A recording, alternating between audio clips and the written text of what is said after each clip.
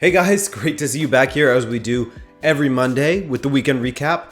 Subscribe if you're interested in that and all of our explainers and so much more that we have here at Rabona TV. What a weekend it was! And also, we have just launched our members program. This is for those of you who want to give a little to Rabona TV to support the content so we can continue doing this full time. There are special perks like member exclusive videos. I'll be making one of those this week for our current members without me even announcing it. They signed up, as well as certain live streams that will have members only chat, cool emoji, and more for you to use, plus a shield next to your name. Click the join button for more info. A little video will play for you there. And thank you in advance to all of those who support the channel. And now, let's go to Italy together.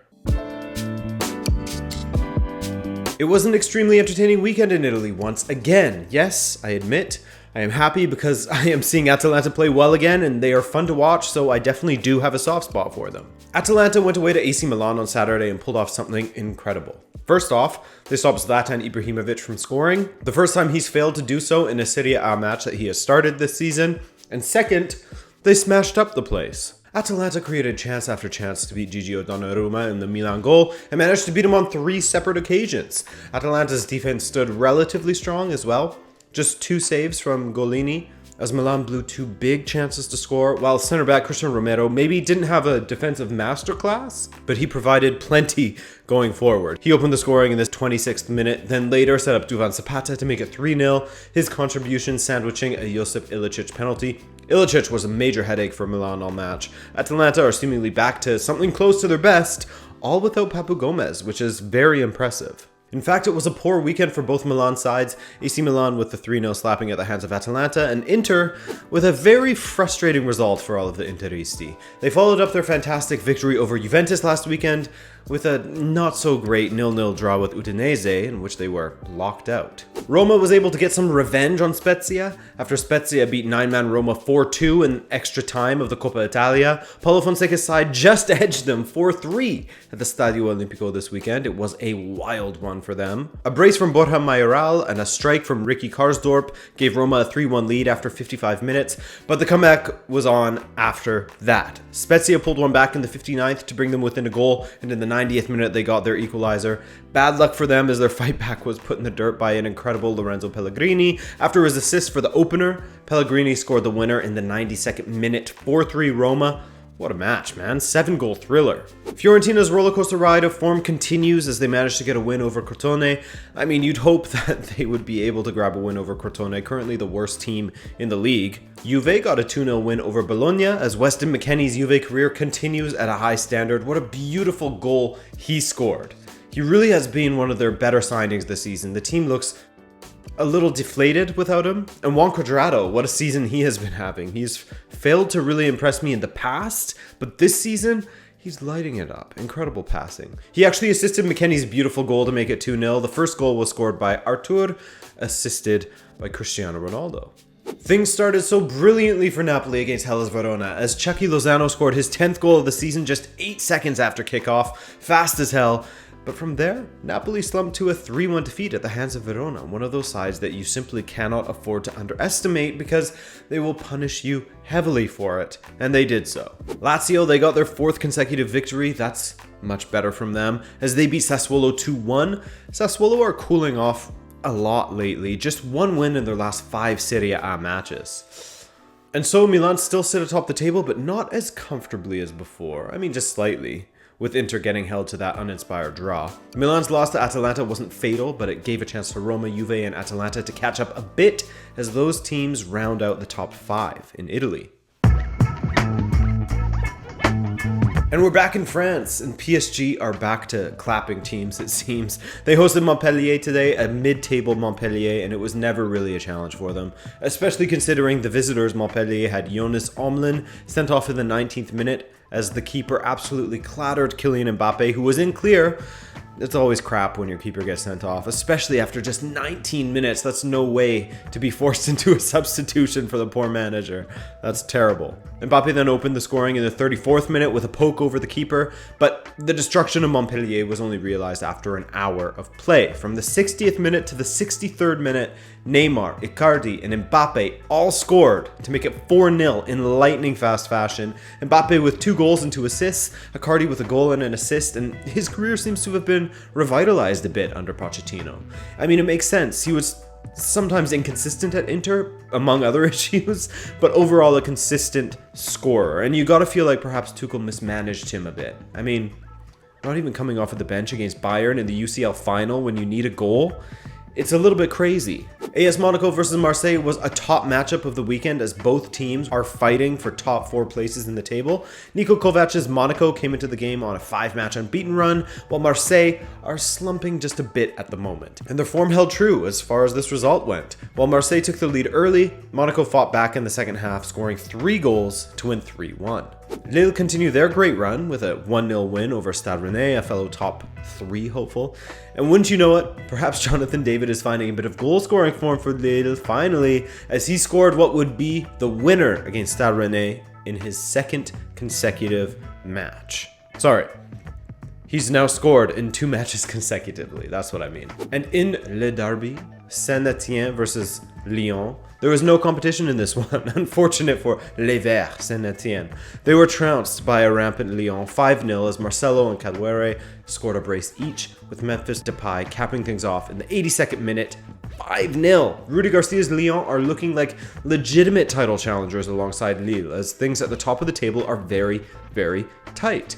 PSG and Lille are both on 45 points after 21 matches, Lyon are just 2 points behind them, and Monaco are 6 behind. You love to see this kind of race in France. It's a funny season in Spain. With Barcelona and Real Madrid in very, very poor states this season, Atletico Madrid have had a massive opportunity to take the reins of this league and run away with that. And thus far, they have done so. On Thursday, a double from Luis Suarez gave them a 2-1 win over Elche in a match where they really didn't play well, but I guess there's that old cliche of, well, this is the kind of match that a champion wins, you know? Speaking of champions, Lionel Messi must be screaming into his pillow at night, cursing Bartomeu's name with every important goal that Luis Suarez scores for his new club, while Barcelona look like they could use a striker like that, don't they? On Sunday, Atletico Madrid took on Valencia, not an easy side, but a side that Atletico should be beating. And they did. João Felix and Luis Suarez looked great out there together for Atleti as they won 3-1 over Valencia, a much better performance than their last victory over Elche. João Felix scored the opener, a weird one as he kind of smashed the ball with his studs, and he then later played Suarez through, and the Uruguayan was able to bend the ball around the diving Domenech in off of the post to make it 2-1 Atletico at that point. And finally, with Felix going off for Angel Correa and Llorente linked up to make it 3-1. Nice cutback there from Llorente.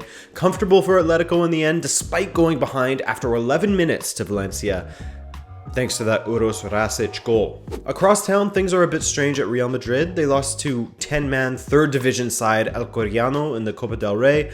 Very, very embarrassing, but they took a step in the right direction with their big 4-1 win over Deportivo Alaves. Not a great side, because again, you'd hope that they would be able to win a match as this, as Alaves are 1 point above the relegation zone and are now, after that loss to Real Madrid, on a 4-match losing streak.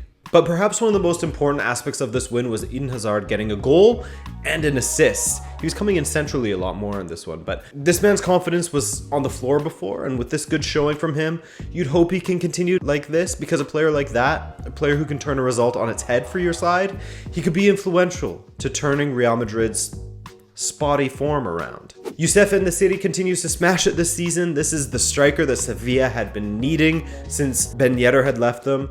De Jong hasn't been up to snuff.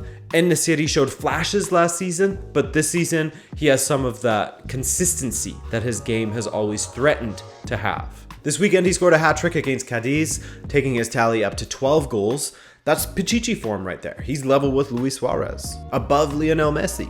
Real Sociedad is making me Real Sociedad sad. And that joke was a Real Sociedad joke. They keep coming. Anyways, they played at home against Real Betis this weekend, and despite having a 2-0 win in the pocket after an hour, they lost focus defensively again and let that slip. In the 85th minute, Sergio Canales made it 2-1, and in the 92nd, Real Betis legend Joaquin made it 2-2. What a match from the 99-year-old player, coming off the bench and get an assist and a goal. Amazing. Villarreal wasn't able to put pressure on Madrid teams this weekend as they were held to a 0-0 draw against Huesca.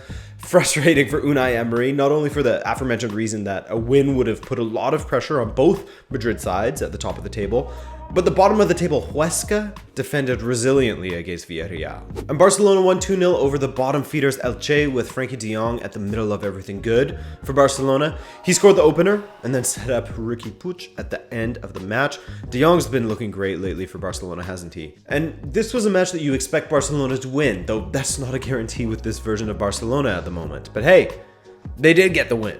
But unless Atletico Madrid and everyone else falls off in a major way, they won't be winning La Liga. As things stand, Atletico have a 7-point lead over Real Madrid and also have a match in hand. Atleti on a 7-match winning streak, by the way. Sevilla, Barcelona, and Villarreal all clumped together in the top 5. The downfall of Borussia Dortmund continued this weekend, as it was the battle of the Borussias, and perhaps this was a great audition for Borussia Dortmund's future manager, as Marco Rosa's Borussia Mönchengladbach came back from 2-1 down to win 4-2. Nico Elvedi with 2 goals, Rami Bensebaini and Marcus Thuram with the others, while Erling Haaland got a brace for Dortmund and a brace of assists from Jadon Sancho. After the match, Marco Reus said that the defense continues to make the same mistakes as they conceded more goals from set pieces. Elvedi's opener, Elvedi's equalizer, and Thuram's goal to make it 4-2. All 3 of those conceded from set pieces. Terrible stuff. And while I agree with Marco Reus' sentiment, calling his boys out in the media like that, I mean, that's not a great look, is it? Anyway, it was a great win for Gladbach. They've really turned their form around. That's victories over Bayern and Dortmund along the way to their 5 matches unbeaten now. Speaking of Bayern, they beat up on Schalke 04 this weekend, as it was Schalke 0, Bayern 4. Thomas Müller, man, I'm full of the dad jokes today. Müller with a brace, Lewandowski and Alaba with the others. Kimmich was the man of the match though. He got a hat trick of assists in this one, taking his tally up to 9 on the season, tied with Müller for the most in the Bundesliga. And Koeman, he's in 3rd. Bayern players, 1, 2, 3. Frankfurt, on the other hand, have now gone unbeaten in 7 matches. Luka Jovic came in off of the bench again, and again he scored a goal. That's 3 goals in about an hour's worth of game time for Eintracht Frankfurt. Andre Silva got a brace, Filip Kostic with a goal and an assist, and all is looking rosy at Frankfurt. Jovic has already scored more goals with Frankfurt in this hour of play than he did at Real Madrid in La Liga. Bayer Leverkusen are heading in the same trajectory as Dortmund for the most part, despite beating the Black-Yellow last week. Leverkusen hosted Wolfsburg this weekend, a very informed side that is extremely difficult to break down, and they struggled. After Baku put Wolfsburg ahead in the first half, they battened down the hatches and held off Bayer Leverkusen to get the 1-0 win. Leverkusen and Dortmund just... After Freiburg had their great form halted by Bayern, they got back to winning with a 2-1 victory over VfB Stuttgart this weekend, and in doing so, put 5 points between themselves and their opponents. Hoffenheim defeated Köln 3-0. Unfortunate, we may be seeing the end of Marcus Gisel's career, managerial career that is, at Köln very soon. But the biggest shock of the weekend, FSV Mainz, who were tied for the worst team in the league prior to this match day, getting a 3-2 win over RB Leipzig.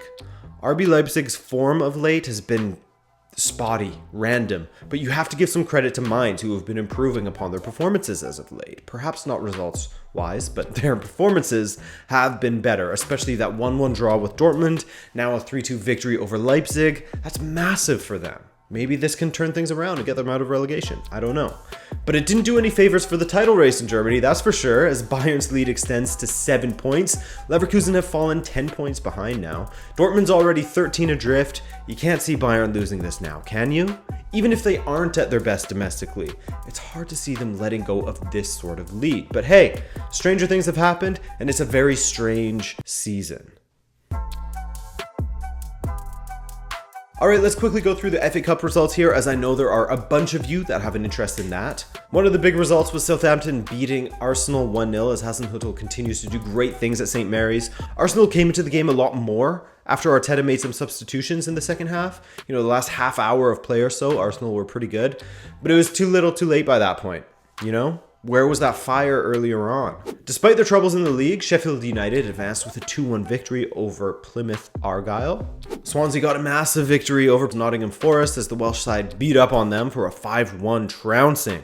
West Ham continued their hot form with a 4-0 win over Doncaster Rovers. Manchester City had to come from a goal down to beat Cheltenham Town 3-1. Phil Foden continuing his incredible play there as he got a goal. Gabriel Jesus got what was the winner, and Ferran Torres with the insurance goal late on. All of that coming in the last 10 minutes of the match for City.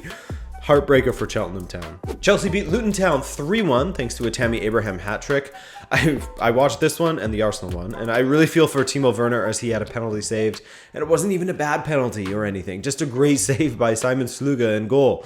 Adds fuel to the fire for those who think that Werner is a bad player. Again, I personally don't think so. This is just terrible form from him, and he's still doing okay. Leicester City followed up their big win over Chelsea this week with a 3-1 win over Brentford, as you'd expect from them. They're doing great. Burnley, they followed up their big win over Liverpool from midweek with a 3-0 win over Fulham. Everton eased to a 3-0 win over Sheffield Wednesday as James Rodriguez grabbed a couple more assists for his Everton tally. And the big matchup of this round, a slumping Liverpool versus a Man United team that is on fire at the moment. Ollie has them firing on all cylinders. Liverpool's attacking issues were quelled a bit as Bobby Firmino set up Salah twice in this match, but their defensive issues still persist. 3-2 the final there in favor of Man United. A brilliant bit of skill from Bruno to convert a free kick.